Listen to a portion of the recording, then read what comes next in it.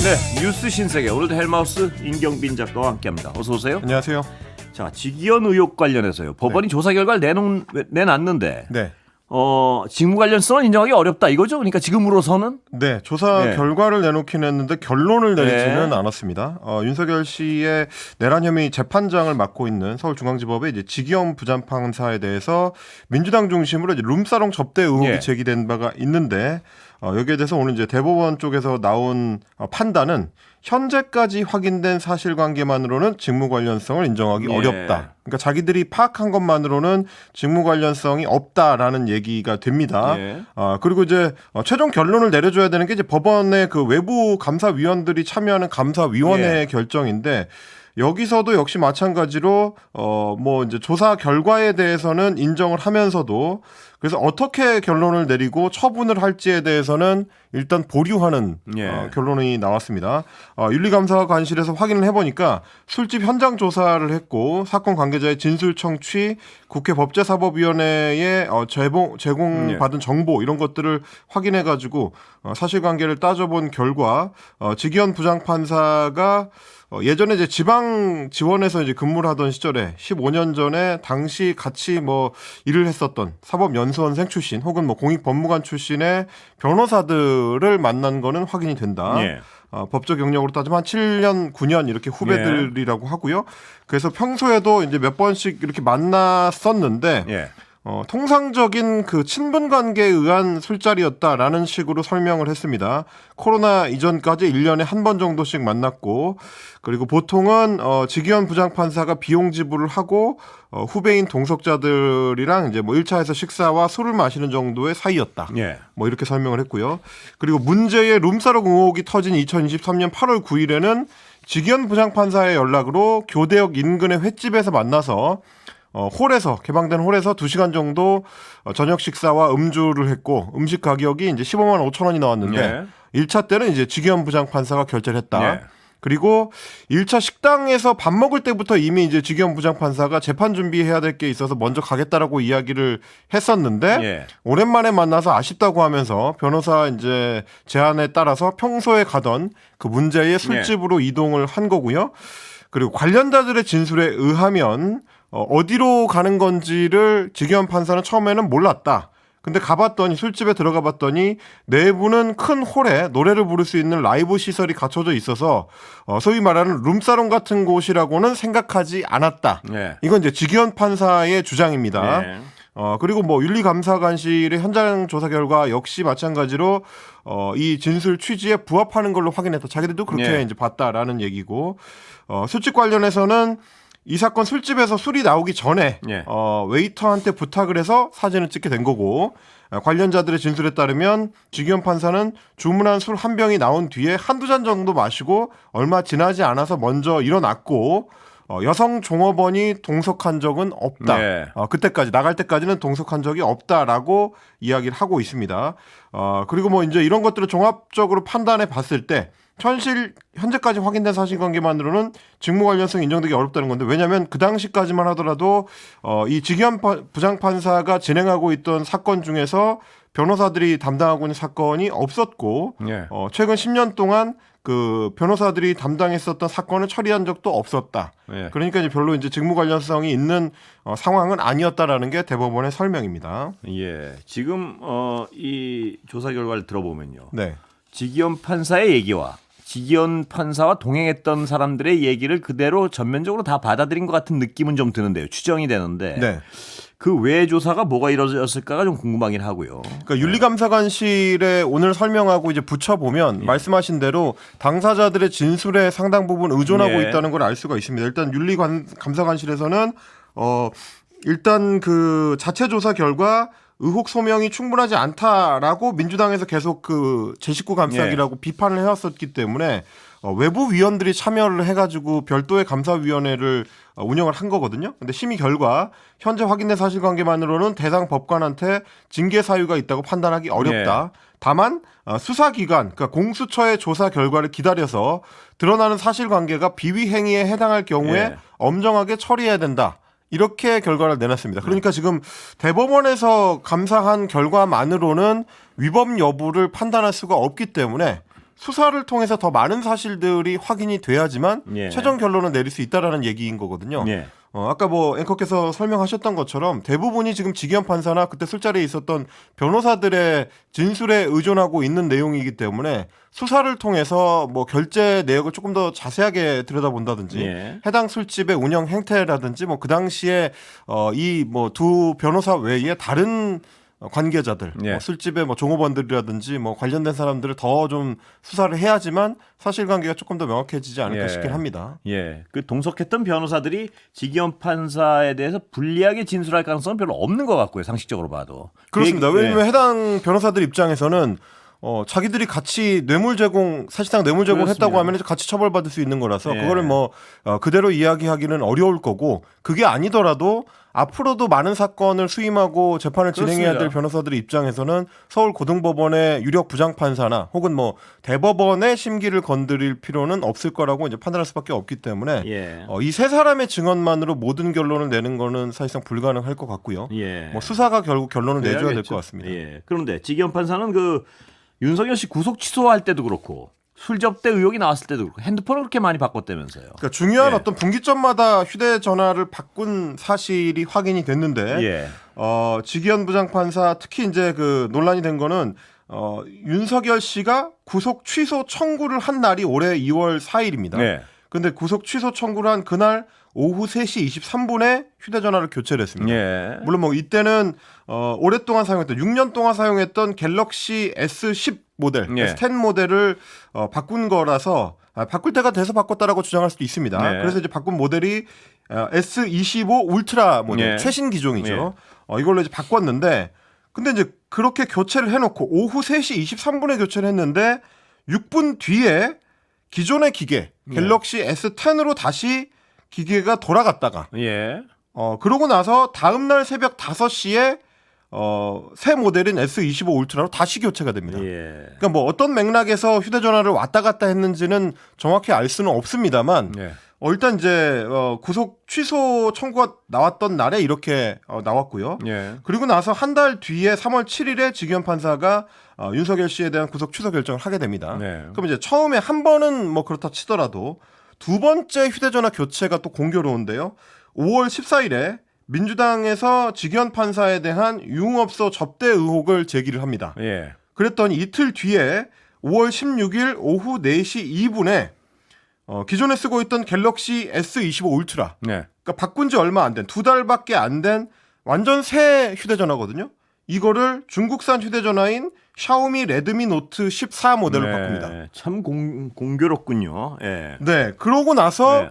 다시 5분 뒤에 네. 4시 7분입니다.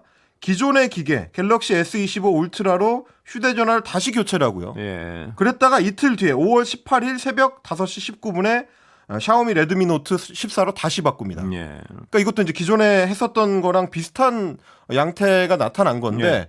새 휴대전화를 사놓고 왜 다시 기존 모델로 바꿨다가 또 다시 새 전화로 돌아오는지. 지기현 판사 의혹을 수사하는 데는 굉장히 어떤 그 부분도 조사를 해봐야 될 부분 같습니다. 보니까. 그렇습니다. 물론 이제 뭐 휴대전화를 교체하는 과정에서 어떤 개인적인 이유가 있을 수는 있는데 뭐 어떤 뭐 파일을 옮겨야 된다든지 예. 뭐 다른 목적으로 이게 휴대전화를 왔다 갔다 했을 수는 있습니다만 공교롭게도 굉장히 좀 중요한 이벤트가 있었던 날에 예. 휴대전화를 바꿨고 예. 바꾼 지 얼마 안 된 휴대전화를 또 2달 만에 또 새로 바꿨기 때문에 그렇습니다. 혹시 이 나름의 어떤 증거 인멸을 위한 시도가 아니었느냐라는 의심이 들 수 있는 뭐 그런 대목입니다. 그리고 그 첫 휴대폰 윤석열 씨 그 구속 취소 청구할 때 바꿨던 것도요. 그게 오래돼서 바꿀 만해서 바꿨다는 얘기도 할 수 있지만 윤석열 그 전 대통령의 구속 취소 청구란 건 굉장히 큰 사건 아니겠습니까? 네. 하필 그날이라는 의심을 해볼 수는 분명히 있는 것 같습니다. 그렇습니다. 보면. 뭐 이유에 대해서는 뭐 지기현 네. 판사가 소명을 해야 될 텐데 예. 사실 지금까지 저희가 이제 고위 공직자 출신 수사 대상자들의 휴대전화 교체 사실을 여러 번 말씀을 드렸는데요. 뭐 결국 이제 비슷한 맥락일 것 같습니다. 검찰에 가면은 바꿀 때가 돼서 바꿨다든지 네. 뭐 액정이 깨졌다든지 뭐 어디서 잃어버렸다든지 특이한 경우에는 이제 해수욕장에 놀러 갔다가 바다에서 잃어버렸다든지 예. 뭐 이런 얘기들까지 나왔는데 뭐 지기현 부장판사도 뭐 그런 얘기들이 나오겠습니다만 그만큼 수사 자체가 상당히 어려워질 수밖에 없는 환경인 거는 사실인 것 같습니다. 예. 자, 검찰청이 내년 10월 2일 날 이제 완전히 폐지된다. 정부조직법 개정안 국무회의 의결했군요. 네, 예. 오늘 열린 국무회의에서 정부조직법 개정안과 관련 법안들이 통과가 됐습니다. 일단 검찰청 폐지와 중대범죄수사청 설치 그리고 이제 공소청 설치를 할 수 있는 그 길이 열렸는데 일단 1년 동안 유예 기간이 되고요. 내년 10월 1일자로 법률안이 공포가 되고 예. 그러면 10월 2일자로 검찰청은 78년 만에 예. 역사 속으로 사라지게 됩니다. 그러고 나서는 이제 중수청과 공소청이 역할을 나눠서 이제 분담하게 됩니다. 수사와 기소가 완전 분리가 되는 시대가 열리게 되는 거고요. 예. 기재부 같은 경우도 이번에 이제 정부조직법 개편으로 이제 당장 조직이 분리되는 방식은 아닙니다. 예. 재정경제부와 기획예산처로 분리가 되는 날짜는 내년 1월 2일자 예. 시행으로 지금 잡혀 있고요. 이것도 역시 마찬가지로 2008년에 이명박 정부 시절에 재정경제부와 기획예산처를 합쳐서 기획재정부를 예. 만들었었는데 18년 만에 간판을 내리고 다시 예. 이제 부처 두 개로 쪼개지는 그런 조직 개편이 이루어지게 됩니다. 예. 이 두 개의 큰 조직 개편, 굉장히 좀 역사적인 조직 개편을 제외한 나머지 부처 조직 개편은 10월 1일자로 법률안이 공포되면서 곧바로 적용이 시작이 됩니다. 대표적으로 이제 환경부 같은 경우 기후에너지환경부로 개편이 되고요. 기존에 산업통상자원부에 있었던 원자력 발전 수출과 관련된 부분을 제외하고 나머지 에너지 관련 업무는 기후에너지환경부가 담당하게 됩니다. 예. 그래서 산업통상자원부는 명칭도 산업통상부로 바뀌게 되는 거고요. 여성가족부도 김대중 정부 때 이제 여성부가 만들어진 이래로 예. 큰 폭의 개편이 이루어집니다. 성평등 가족부로 명칭이 변경되고요. 예. 부서의 업무 역할도 이제 상당히 좀 넓혀지게 되는 뭐 그런 예. 개편이 이루어지게 되고 통계청과 특허청 같은 경우도 국무총리실 소속의 국가데이터처 그리고 지식재산처로 부처 개편이 되면서 격상 조치가 이루어집니다. 그리고 그동안에는 교육부 총리가 교육부 장관이 사회부총리를 겸임을 했었는데 이 사회부총리직을 폐지하고 재정경제부 장관과 과학기술정보통신부 장관이 부총리를 겸임하는 이런 식으로 이제 조직 개편이 이루어지고요. 그리고 방송 미디어 관련해서는 좀 큰 변화가 있습니다. 방송통신위원회도 이명박 정부 때 2008년에 출범을 했었는데 이번에 폐지가 되고요. 방송미디어통신위원회로 확대 개편이 이루어집니다. 이게 이제 10월 1일자로 공포가 되게 되면 윤석열 정부 때 임명돼서 아직까지 방통위원장직을 하고 있는 이진숙 방통위원장도 부처가 없어지기 때문에 임기가 자동 종료가 되고 면직 처리가 됩니다. 예. 근데 오늘 가장 눈길을 끌었던 것은 이재명 대통령이요. 검찰에 무조건 항소하는 관행. 거기에 대해서 아주 굉장히 강한 어조로 질책을 한 것 같습니다. 보니까. 네, 우리나라 검사들이 별다른 페널티가 없다 보니까 무죄가 좀 확실시되거나 무죄일 가능성이 높은 사건들도 대법원까지 끌고 가면서 사실상 그 피고인한테 고통을 주는 거 아니냐라는 얘기가 많이 있었는데 이재명 대통령이 오늘 이제 국무회의 자리에서 이 얘기를 직접 언급을 한 겁니다. 정성호 법무부 장관을 향해서 현재 검찰이 하고 있는 이제 항소 시스템을 좀 바꿔야 된다라는 지시를 한 건데 10명의 범인을 놓치더라도 한 명의 억울한 사람을 만들면 안 되는 게 형사소송법의 기본인데 검찰이 딱 그 반대로 하고 있다. 뭐 이런 지적을 했습니다. 관련 발언을 직접 들어보시겠습니다. 들어보시죠. 그거는 이제 법무장관께서 이번 검찰 개혁을 통해서 해결해 나갈 텐데 그렇습니다. 내가 하는 의문이 되는 것은 억울하게 기소가 됐는데 몇 년 재판해가지고 돈 들여서 고통받고 해가지고 무죄를 받았어요. 검찰이 아무 이유 없이 항소를 해요. 그래서 또 막 한참 동안 돈 들여가지고 고생을 해요. 또 무죄를 받았어요. 또 상고해. 그래가지고 대법원까지 걸려가지고 돈을 엄청나게 들고 나중에 보니까 무죄는 났는데 집안이 망했어요. 이거 윤석열 대통령이 한 말 아닙니까? 네, 맞습니다. 근데 그거 지금도 그러고 있죠.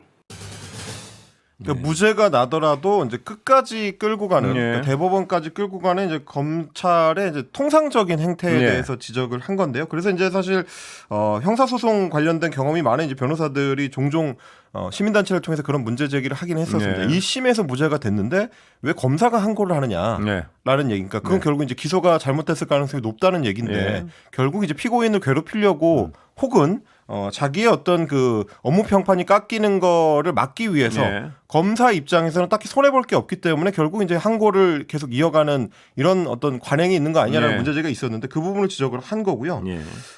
그래서 좀 데이터로도 이 부분을 좀 확인하면서 조정해야 된다는 이야기를 했습니다. 이재명 대통령의 발언 직접 들어보시겠습니다. 들어보시죠. 근데 지금 검찰이 1심에서 무죄 난 사건 항소하면 그게 유죄로 바뀌는 확률이 얼마나 됩니까? 대충 한 5% 정도 됩니다. 최종적으로. 네. 대법원은 어때요? 대법원은 저 1.2%안 됩니다. 근데 무죄인데 대법원에 상고를 했더니 유죄로 뒤집어지는 경우가 1점 몇 프로다. 네, 1.7% 정도 됩니다. 그럼 98.3%는 그냥 무죄를 받기 위해서 또 엄청나게 돈 들이고 고통받는 거죠. 네, 예. 그게 타당합니까? 대단히 심각한 부분입니다. 저 부분이 그러니까 실제로요. 사실 뭐 예. 지속적으로 문제 제기가 됐었던 부분이긴 한데 물론 이제 대부분의 경우에는 그런 식으로 사건 처리가 네. 이루어지고 있다는 거를 국민들은 잘 모르죠. 예. 근데 다만 뭐 이른바 이제 흉악범들, 네. 뭐 흉악범죄자들이나 혹은 뭐 경제범죄자들이나 혹은 뭐 정치권을 중심으로 한 사건들이 많이 이 뉴스가 되고 회자가 되다 보니까 뭐 정치인을 대상으로 기소를 했는데 1심에서 무죄가 나왔다고 해서 검사가 포기할 거냐? 네. 계속 가야 되는 거 아니냐라는 네. 식의 이제 국민 인식이 형성돼 있다 보니까 대부분의 사건에 대해서도 이제 그렇게 진행하는 경우들이 있는데 뭐 그거를 지적을 하는 거고요. 정성호 장관 같은 경우도 대통령의 지적이 계속 이어지니까 대통령 말씀처럼 현재 항소 제도가 타당하지 않은 측면이 있다. 네. 그래서 항소나 상고를 좀 제한할 필요성이 있다라는 의견을 밝혔고 뭐 구체적 사건과 관련해서는 검찰총장을 통해서 지휘를 해야 되는데 장관이 지휘를 하도록 네. 돼 있죠. 근데 이제 매일 검찰 업무를 보고받으면서 이제 항소권이 남용되지 않도록 구두 지시를 하고는 있다. 뭐 이렇게 얘기를 했습니다. 그러니까 사실상 대통령이 오늘 이제 생중계되는 국무회의를 통해서 작심 발언을 네. 한 건데 뭐 여러 해석들이 나옵니다. 뭐 최근에 이제 이재명 대통령 본인이 받고 있는 뭐 네. 재판 때문에 그런 거 아니냐라는 얘기가 이제 야권에서 제기가 되고 그 외에도 최근 들어서 이제 구야권 지금의 이제 민주당 정치인들이 윤석열 정권 당시에 정치 관련된 기소를 많이 당했었는데 최근 그 무죄 판결 나오는 경우들이 많이 그 발생을 하고 네. 있거든요. 뭐 그러다 보니까 그 부분의 문제 의식을 가지고 이재명 대통령이 이 얘기를 꺼낸 거 아니냐. 라는 얘기도 있습니다. 왜냐하면 이제 정성호 법무부 장관이 항소나 상고를 좀 제한할 필요가 있다라고 했는데 이재명 대통령 그거보다도 또 좀 더 명확하게 꼭 제도적 규정을 바꿔야 된다라고 이야기를 했기 때문에 의지가 좀 상당히 좀 강하게 표출이 된 걸로 뭐 그렇게 좀 해석이 그리고 됩니다. 어느 입장에서 바라보느냐를 떠나서요. 이 제도 자체는 상당한 문제가 있는 객관적인 사실입니다. 보면 이런 식의 관행은요. 그러니까 당초에 이제 형사소송법이 만들어지고 이제 공판 중심주의가 제도적으로 확립이 된 것도 잘못한 사람을 밝혀내서 이 사람은 꼭 죄주자는 쪽에 법의 원래 취지가 있는 게 아니고 원래는 그렇습니다. 이제 반대입니다. 네. 억울한 사람이 죄를 받지 않도록 하기 위해서 형사소송법 절차를 만들고 1심, 2심, 3심에 이제 신급제도를 만든 거거든요. 네. 유죄를 받기 위해서 3심제를 만든 게 아니고 무죄를 만들기 위해서 3심제를 만든 거라고 할 수 있는데 물론 양가적인 측면이 다 있습니다만 어느 쪽에 무게중심이 가 있느냐 검찰의 행태가 어느 쪽에 가 있느냐를 지적한 거라고 볼 수 있겠습니다. 네, 김건희 특검 파견 검사들이요. 수사 끝나면 바로 복귀하겠다. 뭐 집단적으로요. 이건 어떻게 해석해야 됩니까? 네, 지금 마음에 안 드니까 이제 집에 가겠다. 네, 뭐 그런 이런 얘기 같죠? 식의 이야기로 좀 들리는 건데, 뭐 좀 설명을 좀 해드리겠습니다. 특검 수사가 종료가 돼서 피의자들이 재판으로 넘어가게 되면, 네. 그러니까 이제 공소 유지를 하는 단계로 넘어가게 되면 그 공소 유지를 맞지 않고 그냥 검찰청으로 복귀를 하겠다. 네. 뭐 이런 취지의 이야기를 하고 있습니다. 40여 명의 검사가 오늘 입장문을 냈는데 네. 그 입장문을 이제 민중기 특검한테도 이제 제출을 했다고 합니다. 최근에 수사기소 분리라는 명분하에 정부조직법이 개정이 돼서 검찰청이 해체되고 검사의 중대범죄에 대한 직접 수사 기능이 상실이 됐다. 물론 아직 1년 유예 기간이 있습니다. 네. 수사 검사의 공소 유지 원칙적 금지 지침이 시행되고 있는 상황에서 이와 모순되게 파견 검사들이 직접 수사, 기소, 공소 유지가 결합된 특검 업무를 계속 담당하는 게 옳은 것인지 혼란스러운 상황이다. 네. 그러니까 우리 지금 이제 그 친정집이 불타고 있는데 우리 보고 여기 와서 특검 일을 하라는 게 이제 말이 되냐? 네. 뭐 이런 취지의 이야기입니다. 그러면서 특별 검사께서 직접 언론 공보 등을 통해서 그간의 특검 수사 과정에서 확인된 중재 범죄 수사에 있어서 검사들의 역할, 검사의 직접 수사, 기소, 공소 유지 필요성에 대한 의견을 공식적으로 표명해 주실 것을 요청합니다라고 네. 이야기를 했습니다. 그러니까 민중기 특검이 이 특별검사팀의 총책임자니까 네. 당신이 나가셔서 사실 검사들이 역할이 굉장히 많고 수사권이 필요하다라는 얘기를 언론에 이야기를 해달라. 우리를 대리해서 예. 그런 설명을 해달라라는 얘기입니다. 그러면서 사명감 가지고 파병 기간 동안에 사회적 현안 사건 수사에 매진해서 실체적 진실을 발견하고 사회적 갈등 해소하겠다는 일념으로 불철주야 노력을 했는데 현재 진행 중인 사건들을 조속히 마무리한 뒤에 파견 검사들이 일선으로 복귀해서 폭증하고 있는 민생 사건 미제 처리에 동참할 수 있도록 복귀 조치를 해주실 거를 요청드린다라고 예. 이야기했습니다. 그러니까 수사까지만 마무리하고 우리는 공소 유지는 안 하고 집에 가겠다. 이런 얘기를 한 그러니까 겁니다. 수사 기소 분리한 게 마음에 안 드니까 네. 우린 더 이상 협조 못 하겠다 뭐 이런 거 아닌가요? 그렇습니다. 뭐 가장 검찰청에서 검사들이 수사하지 말라고 해놓고 예. 왜 우리한테는 지금 수사를 하라고 하느냐? 예. 특검에 파견까지 해가지고 검사로서 수사를 하라고 하느냐? 그러면 우리는 맡겨진 업무를 끝까지 처리하지 않고 그냥 복귀를 하겠다. 이건 예. 모순이다. 뭐 이런 얘기를 하는 건데요. 아까 설명드린 것처럼 아직까지는 그 해당 법의 완전 시행이 되고 있는 상태는 아니고요. 예. 내년 10월 2일이 돼야 시행되는 얘기를 지금 앞당겨서 뭐 일종의 이제 정치적 태업이라고 할까? 이제 이런 그렇습니다. 주장을 하고 있는 거고. 그리고 이제 공소 유지를 하는 임무가 특검법에 명시되어 있는 이유가 네. 특검 수사 대상이 이제 기존의 다른 형사 사건들하고는 좀 다르고 이제 특수하기 때문에 그만큼 수사를 담당했었던 수사 검사들이 공소 유지에 도움을 주는 게 유죄를 받아내고 뭐 형량을 제대로 받아내는 데 있어서 굉장히 좀 중요하다. 그런 네. 역할이 있다라고 국회에서 이제 판단했기 때문에 네. 특검법을 그렇게 만든 거거든요. 근데 이제 뭐 수사 공무원이 이제 이런 식의 판단까지 자의적으로 해서 저희는 집에 그렇습니다. 가겠습니다라고 하는 게 이제 맞느냐? 예. 뭐 이런 얘기를 할 수밖에 없을 것 같습니다. 일단 검사 출신인 김형근 특검보 같은 경우는 파견 검사를 비롯한 특검 구성원들이 열심히 업무에 임해왔고 그런 거는 사실이다. 그리고 정부조직법 개정안이 국회에서 통과되면서 검사들이 혼란스러운 상황인 것도 사실이고 심정적으로 이해는 한다. 다만 지금 진행 중인 수사가 흔들림 없이 마무리되도록 파견 검사 등의 이제 특검 구성원 뜻과 역량을 한데 모아서 잘 운영을 해 나갈 것이고 그 수사한 검사들이 기소와 공소 유지에 관여하는 게 필요하다고 생각이 된다. 예. 구체적인 방안은 앞으로 충분히 논의를 해서 이제 결정을 해 나가겠다라고 이제 원칙적인 뭐 이야기를 지금 하고 있습니다. 예. 다만 뭐 본인들이 복귀를 한다고 하더라도 특검 쪽에서 이미 수사가 마무리된 단계에서 공소 유지만을 위해서 검찰청 파견 검사들이 40명씩이나 이제 필요할 것이냐. 예. 뭐 일선 현장에서 많이 일을 해봤던 그 전문가들 입장에서는 그렇지 않을 수도 있다. 뭐 이런 얘기들이 좀 있습니다. 검찰은 정말 어떤 왜 이런 어떤 개혁 과제가 국민들이 공감을 하고 이런 데에 대한 반성의 말은 정말 듣기가 어렵군요. 어느 조직에서 어디고요? 예. 다른 뭐 파견 나온 일반직 공무원들이 이런 식의 단체 행동을 할 수 있을 거라고는 아마 국민들이 생각하지 않으실 겁니다. 여기까지 듣겠습니다. 임경빈 작가 고생했습니다. 고맙습니다.